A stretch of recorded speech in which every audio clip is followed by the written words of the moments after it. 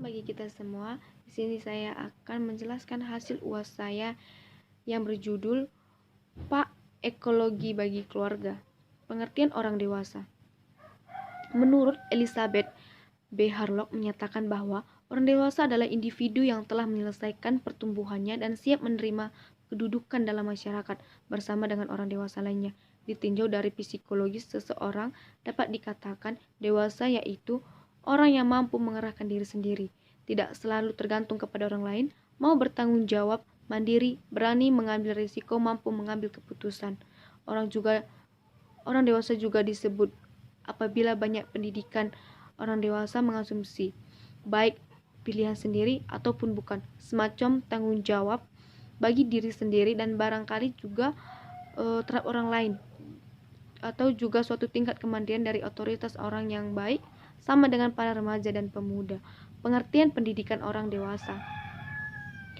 Pendidikan orang dewasa adalah proses pengembangan kemampuan diri sendiri dan kekuatan individu. Pendidikan orang dewasa, proses pengubahan sikap dan tata laku seseorang atau pengelompokan orang dalam usaha mendewasakan manusia melalui upaya pengajaran dan pelatihan pendidikan yang dapat diperoleh dengan baik secara formal dan non-formal.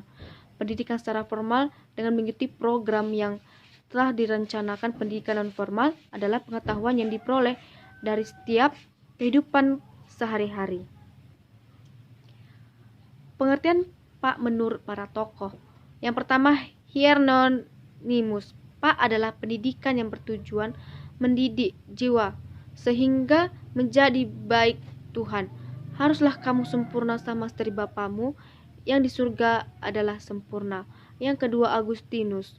Pak adalah pendidikan yang bertujuan mengajar orang supaya melihat Allah dan hidup bahagia. Dalam diri para pelajar sudah diajar secara lengkap dari ayat pertama kitab Kejadian, pada mulanya Allah menciptakan langit dan bumi, sampai Allah arti penciptaan itu pada masa gereja sekarang ini. Pengajaran Alkitab difokuskan pada perbuatan Allah. Yang ketiga, Martin Luther. Pak adalah pendidikan melibatkan warga jemaat untuk belajar teratur dan tertib agar semakin menyadari dosa mereka serta bersukacita dalam firman Yesus Kristus yang memerdekakan. Di samping itu, Pak memperlengkapi dengan sumber iman, khususnya yang berkaitan dengan pengalaman doa, firman tertulis di Alkitab, dan rupanya kebudayaan sehingga mereka mampu melayani sesama, termasuk masyarakat dan negara serta mengambil bagian dengan bertanggung jawab dalam persekutuan Martin Luther. Yang keempat, C.L.G. Cyril. Pak adalah pendidikan yang bertujuan memperkenalkan Alkitab kepada pelajar sehingga mereka bersiap menjumpai dan menjawab Allah, memperlancar komunikasi secara mendalam antar pribadi tentang keprihatinan insani, serta mempertajam kemampuan menerima fakta bahwa neraka dikuasai kekuatan dan kasih Allah yang memperbaiki, menebus, dan menciptakan kembali. Campbell Bell Wyckoff. Pak adalah pendidikan yang menyadarkan setiap orang akan Allah dan kasih-Nya dalam Yesus Kristus, agar mereka mengetahui diri mereka yang sebenarnya, keadaannya, pertumbuhan anak Allah dalam persekutuan Kristen, memenuhi panggilan bersama sebagai wujud Kristus Yesus di dunia, dan tetap percaya terhadap pengharapan Kristen. Hommringhausen. Pak adalah pelajar muda tua agar memasuki persekutuan yang hidup dengan oleh dan dia, sehingga terhisap dalam persekutuan yang mengakui memuliakan namanya segala waktu dan tempat. Werner C. Grander-Droff. Pak adalah proses pembelajaran yang berdasarkan Alkitab, berpusat kepada Yesus Kristus dan tergantung pada Roh Kudus yang membimbing setiap pada semua tingkat pertumbuhan, melalui pertumbuhan masa kini ke arah pengenalan dan pengalaman rencana dan kehendak Allah melalui Kristen dalam setiap aspek kehidupan, dan memperlengkapi mereka bagi pelayanan yang efektif yang berpusat pada Kristus Sang Guru Agung dan perintah yang mendewakan para murid. David Chaney dalam bukunya Lifestyle, sebuah pengantar komprehensif, Orang yang disebut dewasa adalah individu yang telah siap menerima kedudukan dalam masyarakat. Sedangkan kedewasaan dan kematangan adalah suatu keadaan bergerak kemaju ke arah kesempurnaan. Kedewasaan bukanlah suatu keadaan yang statis tetapi merupakan suatu yang menjadi. Andi Mapiare, dewasa itu merupakan suatu status dalam perkembangan manusia yang ditandai terutama dengan arah diri atas dalam kehendak, bertanggung jawab, dan adanya kebebasan emosional, dan juga merupakan individu-individu yang telah memiliki kekuatan tubuh secara maksimal dan siap memproduksi dan telah dapat diharapkan untuk kesiapan kognitif, afektif, dan psikomotorik, serta dapat diharapkan memainkan perannya bersama dengan individu-individu lainnya dalam masyarakat. Psikiater Amerika, kaum muda adalah suatu periode kronologis yang dimulai dengan proses psikis dan emosional dan membawanya ke dalam kematangan seksual dan psikologis. Diakhiri dengan terbentuknya seseorang individu yang telah mencapai kebebasan dan produktif sosial. Pengertian ekologi. Pertama kali ekologi dimunculkan di Amos Haeckel, seorang murid Darwin tahun 1856.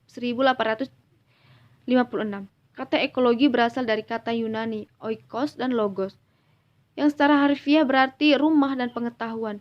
Ekologi sebagai ilmu berarti pengetahuan tentang lingkungan hidup dan planet bumi ini sebagai keseluruhan. Bumi dianggap rumah tempat kediaman manusia di seluruh makhluk dan benda fisika. Ekologi biasanya dimengerti sebagai hal-hal yang sangat mempengaruhi dan saling mempengaruhi baik dari segi segala jenis makhluk hidup, cahaya, suhu, curah hujan, kelembapan, topografi, dan sebagainya. Ekologi adalah sebuah cabang ilmu dari biologi. Cabang ini mempelajari hubungan timbal balik antara organisme dan hubungan antara organisme itu dengan lingkungannya. Robert R. Boyle yang juga mengutip pertanyaan John Calvin yang menjelaskan pengertian dan tujuan dari pendidikan agama Kristen, yang dimana pendidikan agama Kristen adalah pendidikan yang bertujuan mendidik semua putra dan putri gereja agar mereka terlibat dalam penelaahan Alkitab secara cerdas sebagaimana pembimbing Roh Kudus. Pendidikan agama Kristen juga bertujuan mendidik sesama putra putri gereja agar mereka mengambil bagian dari kebaktian dan memahami keesaan gereja, dan supaya mereka memperlengkapi untuk memilih cara-cara menjawabkan pengabdian diri kepada Bapa Yesus Kristus dalam pekerjaan sehari-hari, bertanggung jawab di bawah kedaulatan Allah demi kemuliaannya sebagai lambang dan ucapan syukur mereka yang dipilih dalam Yesus Kristus. Beberapa ahli juga mengemukakan dan dari arti ekologi, antara lain yang pertama itu Krebs. Pada tahun 1972, Krebs mengungkapkan bahwa ekologi adalah cabang ilmu pengetahuan yang mempelajari tentang interaksi yang menentukan distribusi dan kelimpahan organisme. Lynn Margulis juga mengungkapkan arti dari ekologi adalah ilmu yang mempelajari tentang studi ekonomi, yaitu tentang bagaimana manusia dapat membuat kehidupan dan juga mempelajari bagaimana setiap organisme dapat membuat kehidupannya.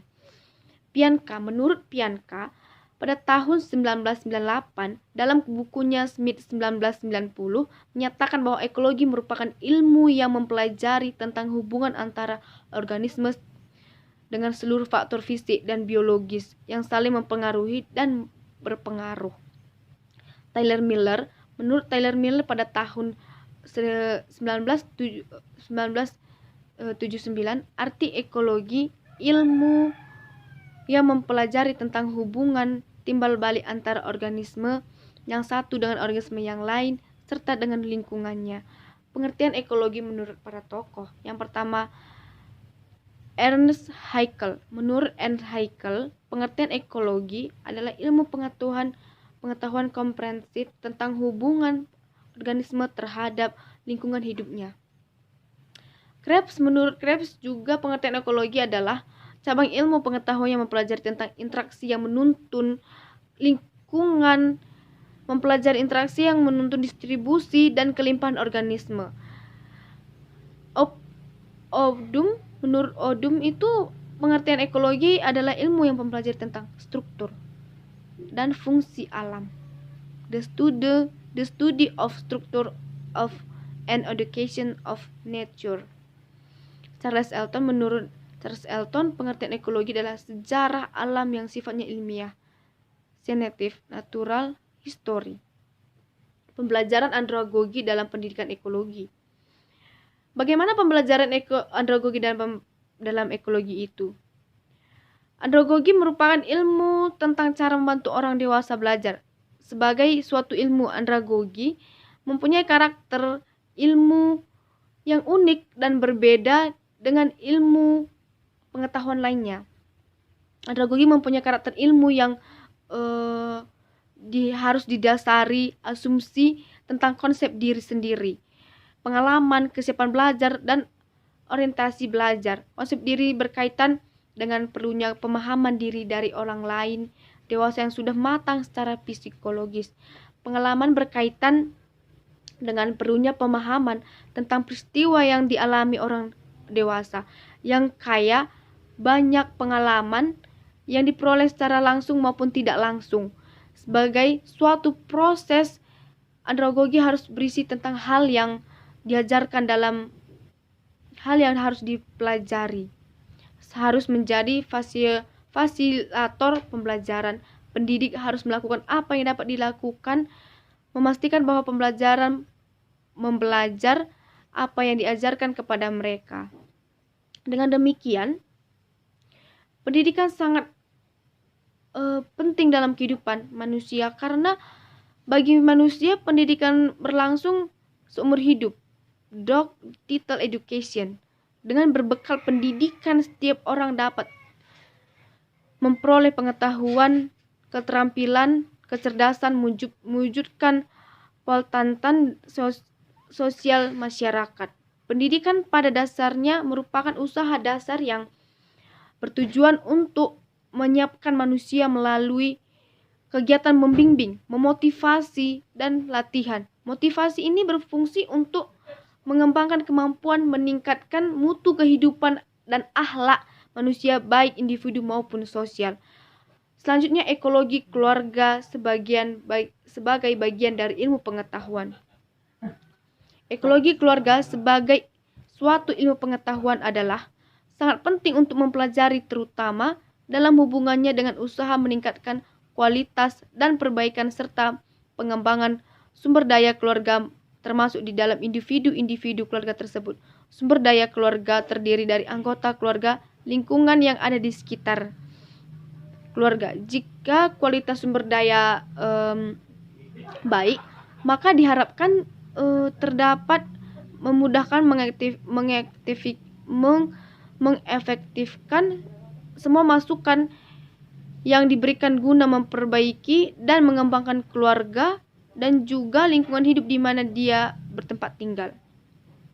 Masukan yang diberikan untuk perbaikan pengembangan suatu lingkungan keluarga adalah masukan fisik dan masukan non-fisik. Masukan fisik antara lain pengandaan, sarana dan prasarana termasuk pembiayaan dan segala perangkat penyadaraan dirinya. Sedangkan masukan non-fisik meliputi kebijakan dan peraturan yang erat kaitannya dengan pemeliharaan dan pelestarian lingkungan hidup. Konsep tata ruang pemukiman, program keluarga yang berencana, dan lain sebagainya. Mempelajari ekologi keluarga bukan hanya mempelajari wujud fisik dari keluarga tersebut, tapi lebih dari itu mempelajari berbagai hal yang berkaitan dengan karakteristik dari keluarga tersebut secara sosial, budaya, dan ekonomi. Ekologi keluarga juga mempelajari sifat dan bentuk persahabatan keluarga dengan alam lingkungannya, dan persahabatan lingkungan yang kecil dan lokal atau neighborhood dan lingkungan yang lebih luas pada tingkat regional seperti lingkungan transmigrasi dan permukiman di antara kota-kota besar. Hal ini dimaksud agar keluarga tetap dapat survive dan mampu meningkatkan kualitas dari taraf hidupnya. Teori ekologi keluarga. Ekologi keluarga merupakan teori umum yang dapat digunakan untuk mengkaji beragam masalah berkaitan dengan keluarga dan hidupnya dan hubungan dengan beragam lingkungannya. Nilai moral dasar ekologi terletak pada saling ketergantungan dengan alam, kebutuhan manusia untuk hidup berdampingan satu sama yang lain, dan kebutuhan untuk hidup yang lebih baik. Nilai moral dasar tersebut diimplementasikan dalam kemampuan adaptasi, daya untuk hidup, survival, dan pemeliharaan keseimbangan, equilibrium dan homeostatis untuk meraih kehidupan manusia yang lebih baik. Dan terdapat beberapa dalil dasar basic premis pengaruh teori sistem umum terdapat ekologi keluarga, yaitu yang pertama itu ketergantungan seluruh manusia terhadap sumber daya di bumi ini. Kesehatan ekologi dunia bukan hanya tergantung kepada keputusan dan aksi negara, tetapi tergantung pada apa yang di individu dari keluarga tersebut. Yang kedua, interaksi keluarga dengan lingkungan membentuk ekosistem. Kesejahteraan individu dan keluarga tidak dapat dipisahkan dari kesejahteraan seluruh ekosistem. Yang ketiga, keluarga menjalankan pemeliharaan atau fungsi ekonomi, fisik, biologis, serta fungsi pengetahuan, pengasuhan, dan psikologis sosial bagi anggotanya. Yang keempat, daya juang untuk meraih kualitas hidup yang lebih baik merupakan landasan dari beragam nilai perilaku manusia. Ada 4 nilai terutama yang kontribusi terdapat pencapaian tujuan hidup bagi manusia adalah yang pertama, kecukupan ekonomi yang membagi manusia ke dalam kategori kaya dan miskin. Yang kedua, keadilan. Yang keempat, kebebasan. Dan selanjutnya kedamaian. Beberapa asumsi penting menjalankan dalil dasar pengetahuan teori sistem umum ekologi keluarga adalah yang pertama, keluarga merupakan dari sistem kehidupan keseluruhan dan berinteraksi dengan beragam lingkungan. Yang kedua, keluarga merupakan sistem yang adaptif, semi terbuka, dinamis, dan berperilaku serta keputusannya diarahkan oleh tujuan. Yang ketiga, seluruh bagian lingkungan saling berhubungan dengan mempengaruhi satu sama lain. Lingkungan alam, fisik dan biologis menyediakan sumber daya esensial bagi seluruh kehidupan, dipengaruhi dan memengaruhi. Lingkungan sosial bagi seluruh kehidupan, dipengaruhi dan memengaruhi sosial tersebut, budaya dan lingkungan yang dibangun manusia. Yang keempat, keluarga merupakan sistem transformasi energi dan membutuhkan energi tertentu untuk memelihara dan keberlangsungannya, untuk adaptasi dan interaksi dengan sistem lain, juga untuk melakukan beragam fungsi kreatif. Yang kelima, interaksi antar keluarga dan lingkungan dipandu oleh 2 macam aturan, yaitu yang pertama, hukum alam fisik dan biologi, serta hukum termodinamik, serta aturan yang diturunkan manusia seperti norma sosial. Yang keenam, lingkungan tidak menentukan perilaku manusia, tetapi memberi batasan dan kendala, sebagaimana juga menyediakan peluang dan kesempatan bagi keluarga untuk mengoptimalkan pemanfaatannya. Ketujuh, keluarga memiliki beragam tingkat kontrol dan kebebasan dalam interaksi dengan alam. Yang selanjutnya, pengambilan keputusan merupakan proses kontrol utama dalam keluarga yang mengarahkan pencapaian tujuan individu dan keluarga, serta secara kolektif keputusan dan aksi keluarga memiliki dampak masyarakat, budaya, dan lingkungan alam. Kesembilan, hubungan Pak dan ekologi. Bagaimana hubungan Pak ekologi menurut David Kisney? Ada 4 yang menjadi permasalahan pokok dalam hubungan Kristen dengan lingkungan hidup, antara lain adalah yang pertama itu, Alkitab dianggap menjadi dasar pandangan yang berdampak negatif terhadap perkembangan spiritualitas lingkungan. Selanjutnya, Alkitab dianggap mempunyai kecenderungan ekologis yang kuat dan menjadi sumber daya yang penting dia membangun kehidupan spiritualitas lingkungan. Selanjutnya, Alkitab bersikap ambigu terhadap lingkungan. Nah, yang keempat, yang terakhir itu Alkitab menentukan kedudukan aktualnya terhadap isu-isu lingkungan. Tetapi ada tema tertentu dan atau pasal tertentu dalam Alkitab yang mendukung pandangannya terhadap lingkungan hidup. Pak dan ekologi ini memiliki hubungan yang begitu dalam sehingga jika ada atau orang Kristen mengabaikan alam, sama halnya kita merusak diri kita sendiri dan merusak hasil kerja Allah. Dan bila kita merusak hasil kerja Allah yang besar, maka sama halnya dengan kita tidak taat kepada perintah Allah kepada manusia untuk memelihara Allah. Sekian penjelasan dari UAS saya. Terima kasih.